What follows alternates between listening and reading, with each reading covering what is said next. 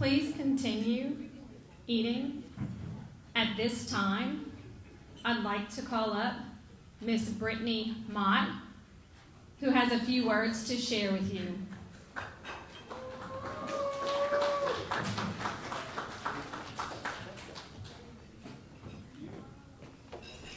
Good morning, y'all.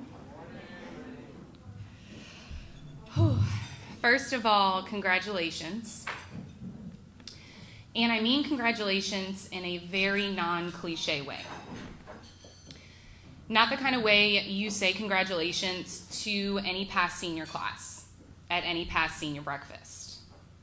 Because this isn't like any other past senior class or senior breakfast. You're special now. But if we're being honest, you were always a little special, weren't you? I know this because I taught all of you 2, 3, some of you 4 years of your high school career. You were the class with the most kids, the highest GPA, the most athletes, 400 valedictorians. You're the class that got that very special nickname from Coach Irwin. That made Miss Solar cry when you sang her poem at the talent showcase. That had quite a different looking homecoming week than any other senior class. That made me so angry every time you would skillfully get me off track in English, but equally as moved when you would join my choir every Mass Day. But I'm sure it seems to you now that despite these memories and all of your accomplishments, you're the class that never got the end of its senior year. That's how you feel you're being defined and remembered. Well, this is part of the reason that I agreed to come and speak with you today. Partly, yes, you hold a very, very special place in my heart. You know this. You are my last class here. My most boisterous, definitely my most challenging, but maybe the class that I am most hopeful for. So, of course, I wanted to come and wish you luck and congratulations, but I really wanted to come and impart something very important to all of you. You know my story. If anyone can partly relate to what you're going through and have gone through, it's me. No, I did not lose the last 2.5 months of my senior year, but in a way I lost just as much to me at the time. Hurricane Katrina devastated my community and my school. I left school after cheering at a Friday night football game, never to return to that school again. Like you, I never got to step foot in those classrooms with my friends. I never got to rag on my history teacher, who we all know was probably a coach, who kept confusing World War I, World War II. I never got the senior prom with all of my close friends that I always dreamed of. I never got spring softball season with my teammates. I never got the spring musical and that role I fought so hard for. I know your pain. It's different, but I know your pain. And I will never downplay the loss that you had this year. I will never tell you that people have had it worse than you, or you have to count your blessings. To be honest, anyone that tells you to get over it simply doesn't understand what it feels like to lose something as special and important as your senior year. And there's nothing I or anyone can do to give you back one of the most special times of your life. I'm also probably going to shock you a little bit and tell you that this pain really won't go away.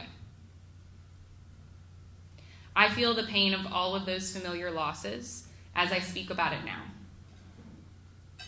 The pain of losing something you have waited for and worked for your entire life. Literally stuck in a situation that is beyond your control. It sucks. But it becomes a part of your story. An important part of your story. An old friend of mine from high school, his name is Chris Deere. He's the Louisiana Teacher of the Year, and he was a finalist for the National Teacher of the Year.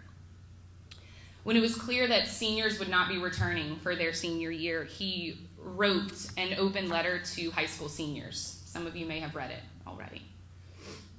In it, he talks about reliving the pain of the devastation of Katrina that it caused his senior year, and he gave his thoughts and advice to the seniors of 2020. In it, he writes, "There's nothing I or anyone can say to make up for that time you're losing. I can offer some encouragement, though. Right now, you have the power to make the most out of this unfortunate situation. If a decade of teaching has taught me anything, it's that people your age are resilient and innovative. Your generation can navigate multiple worlds and bounce between physical and digital spaces with ease. You are part of the most racially and ethnically diverse generation, and you embrace those differences in ways adults seem to struggle. You courageously put yourselves out there for the world to see and criticize. You push boundaries and challenge norms. You find ingenious ways to compensate for any gaps you may have accrued without the help of educators. It's a small wonder why post-millennials are on track to become the most well-educated generation yet.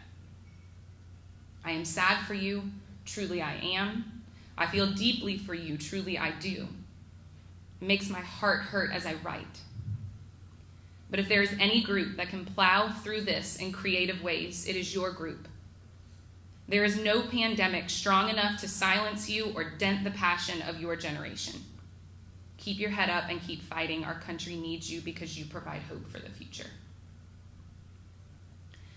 Chris put into words why I agreed to come here today.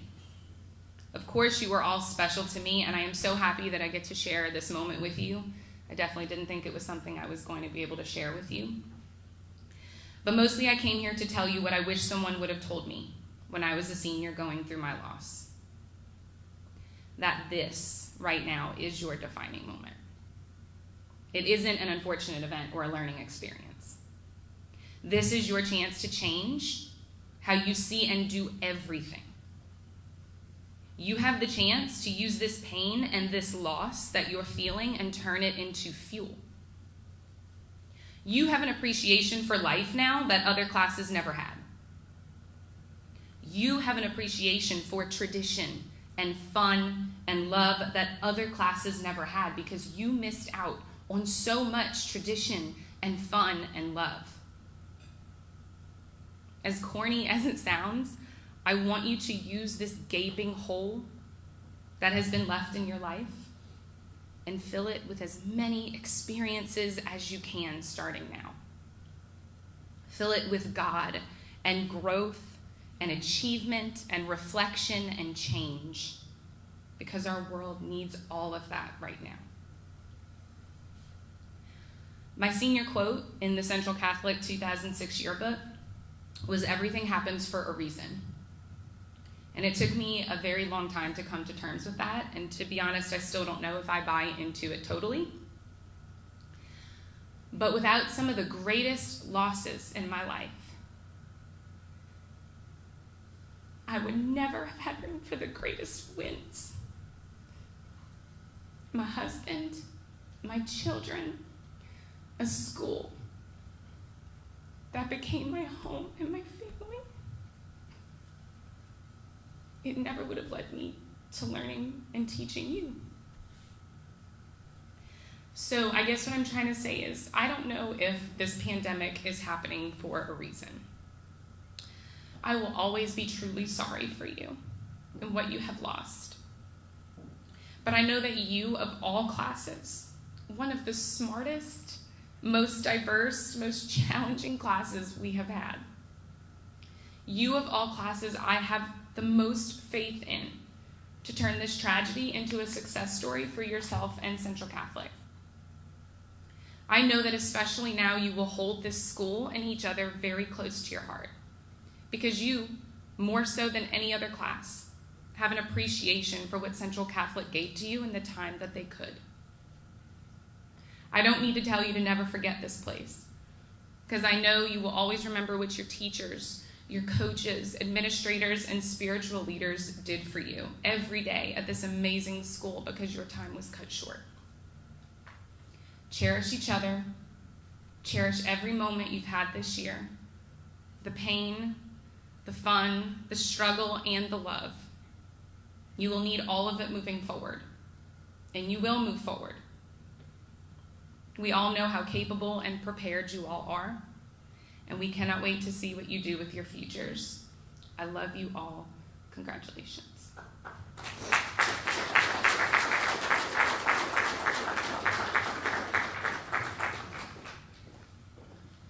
Thank you, Miss Mott. As I looked at your faces, I saw your emotion in the words that she said. And definitely remember, this is part of your story. And you need to take all that you've experienced and learned and look at what do you want the world to be like for you, just as she said.